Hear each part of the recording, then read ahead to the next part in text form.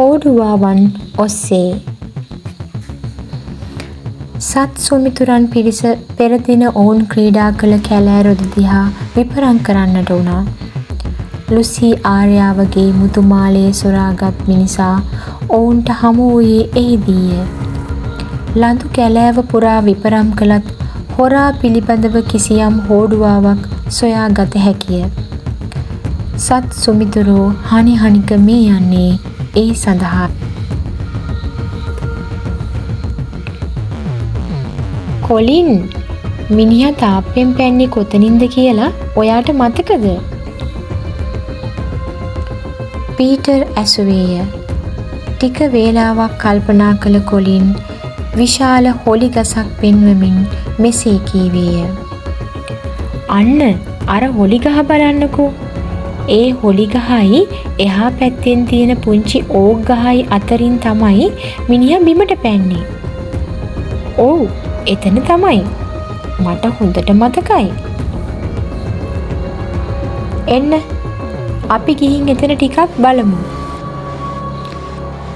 එසේ කියූ පීටර් පෙරමුණ ගත්තේය. ඔහුගේ මුහුණේ තිබෙන්නේ බැරෑරුම් පෙනුමකි. ඔහු අනුගමනය කරමින් අනිත් පිරිස ලඳු කැලෑව තුළට ඇතුළු වූහ. දැවැන්ත හොලි ගස සහ කුඩා ඕක් ගස අතර ප්‍රදේශයට පැමිණි ඔවුන් විශාල තාප්පය දෙස බලා සිටියේ පුදුමයෙනි. එය අඩුම තරමින් මීටර් 2ක් පමණ උස තාප්පයකි. ඉනිමගක් හෝ වෙන යම් ආධාරකයක් නොමැතිව මෙතරම් උස තාප්පයකින් පනින්නට හැකියාවක් ඇති නිර්භීත මිනිසා කවුද? මේ බලන්න. මෙන්න මෙතෙන්ට තමයි මිනිහා පැනලා තියෙන්නේ. හොලිගස අසල පොළවේ ගැඹුරට හැරුණු අඩි සලකුණු කිහිපයකි. පැට් ඒ දෙස බලාගෙන පුදුමයෙන් බෙරිහන් දෙද්දී අනිත් පිරිසද ඒ දෙස විපරම් කළහ. ඔව් මෙතෙන්ට තමයි මිනිහා පැනලා තියෙන්නේ. මේ අඩි සලකුණු වලින් ඒක තහවුරු වෙනවා. ජෝර්ජ් කීවේය. හැබැයි මේ අඩි සලකුණු වලින් විතරක් අපිට කිසිම නිගමනයකට එන්න අමාරුයි. මෙතන තියෙන සපත්තුවක අඩි සලකුණු වගේක්. එහෙම නැතුව මිනිහාගේ කකුලේ සලකුණු තිබුණා නම් අන්න ඒක අපිට ප්‍රයෝජනවත් වෙන්න තිබුණා. තාප්පෙන් එහා පැත්තට ගිහින් විපරම් කරලා බලන්න තිබුණා නම් හොඳයි කියලා මට හිතෙනවා. පීටර් මදක් කල්පනා කරමින් හිඳ කීවේය. මේ මිනිහාගේ අඩි සලකුණු ඒ පැත්තේ තියෙන්න පුළුවන්. යමු. අපි ගිහින් වත්තට ඇතුළු වෙන්න පුළුවන්ද කියලා උයල් පල්ලගෙන් අහමු. එයා අපේ ගොවිපලේ ගොපල්ලගේ යාළුවෙක්. ඒ හින්දා මාවත් ටිකක් විතර අඳුරනවා. අන්න නියම අදහස. ජෝර්ජ් සතුටින් උඩ පැන්නේය. ඉන්පසුව ඔවුන් සියලු දෙනාම හනි හනික උයන් පල්ලා හමුවීම සඳහා ගියහ. දැවැන්ත යකඩ ගේට්ටුවකින් මායිම් වූ විශාල ගෙවත්තේ කෙළවරක උයන් පල්ලා කුමක්දෝ දෙයක් කරමින් සිටී. ළමුන්ගේ කටහඬවල් ඇසුණු නිසාදෝ ඔහු හිස ඔසවා බැලුවේය.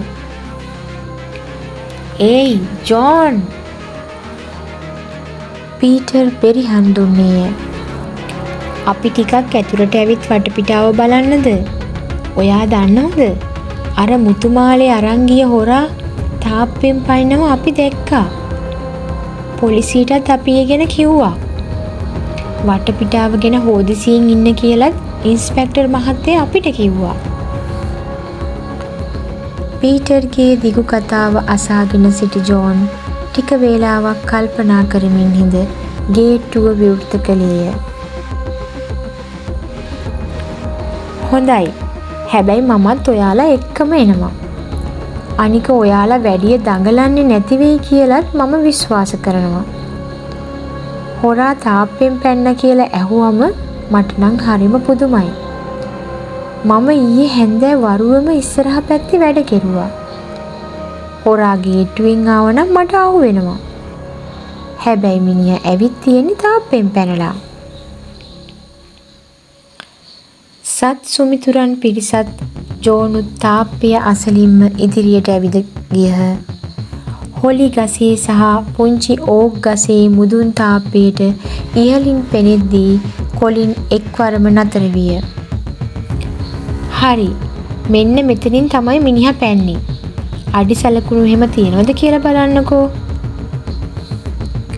ළමුන් පිරිස පොළොව පුරා විපරම් කරන්නට වූහ. එතන විවිධාකාර සලකුණු රැසක් තිබුණද පා සලකුණු කිසිවක් පෙනෙන්නට තිබුණේ නැත. මේක නම් පුදුම වැඩක්.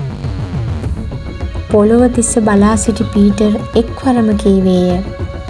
ඔහුගේ මුහුණ පුරා තිබෙන්නේ කිසියම් නොසන්සුන් බවකි. මොනවද මේ සලකුණු?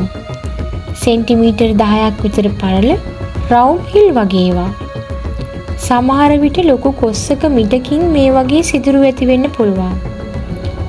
ජෝන්, කොහොමද මේ විදිහේ සිදුරු ඇති වුනේ කියලා ඔයාට හිතන්න බැරිද?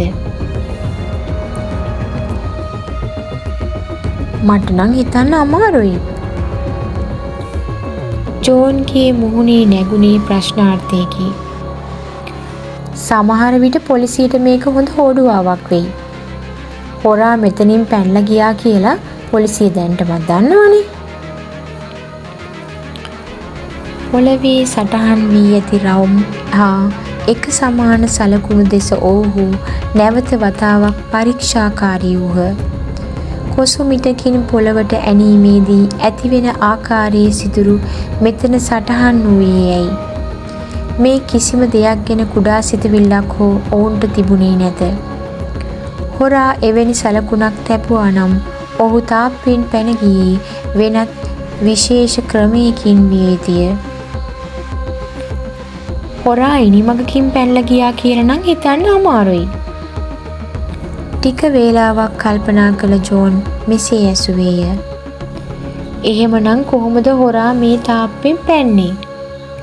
මට නම් කිසිම දෙයක් හිතා ගන්න බෑ. හොරා සර්කස් කාරයෙක් වෙන්න ඇති. මේ දේවල් දිහා බලද්දි මට නම් හිතෙන්නේ එහෙමයි. උස තාප්පයේ දෙස විමසිලිමත්ව බලමින් ජැනට් කීවාය. පුදුමයකි. තාප්පයේ එහා පැත්තේ ඇති කිසියම් විශේෂ දෙයක් පිළිබඳව ඇගේ ඇස ගැටුණි. ජැනට් ඒ දේ මිතුරන්ට පෙන්වුවේ පුදුමාකාර කලබලයකිනි. අර බලන්න. අන්න අතන ගඩොල් කෑල්ලක මොකක්ද රැඳිලා තියෙනවා. සියලු දෙනාම ජැනට් පෙන්වූ ඉසව්ව දෙස නෙත් යොමු කළහ. ඒක රෙදි කෑල්ලක් වගේ. හොරා තාප්පෙ දිගේ බඩගාගෙන යනකොට ඇඳගෙන හිටපු ඇඳුමින් ওই රෙදි කෑල්ල ඉරෙන්නේ නැති. පැට් තමන්ගේ අදහස ඉදිරිපත් කළේ එසේය. ජෝන්, මට තාප්පෙ උඩට යන්න උදව් කරන්න. මම මේ රෙදි කෑල්ල ගලව ගන්නම්. ඒක හොඳ සාක්ෂියක් වෙයි. ජෝන් පීටර්ව කරේ තබා ගත්තේය. ඉනික් බිති පීටර් තාප්පේ රැඳී තිබූ කුඩා රෙදි කෑල්ල ප්‍රවේශමින් ගලවා ගත්තේය. ළමයින් සියලු දෙනාම පීටර් අතේ වූ කුඩා රෙදි කැබැල්ල දිහා බලා සිටියේ පුදුමේනි. සැබවින්ම එය සාමාන්‍ය රෙදි කෑල්ලකි. රතු පැහැති රෙදි කැබැල්ල නිල් පැහැති නූල් වලින් මසා තිබිණි.